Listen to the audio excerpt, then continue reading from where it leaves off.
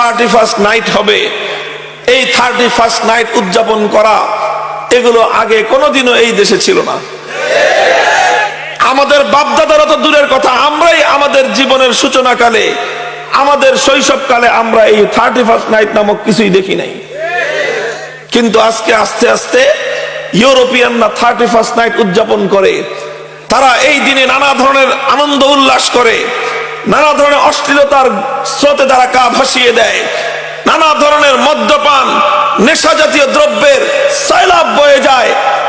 তাদের দেখা দেখি আজকে বাংলাদেশে 31st নাইট নামক এক নতুন কালচার আমদানি করা হয়েছে। ইমানদার জানে, ইমানদাররা আবার এক সময় জেগে উঠবে।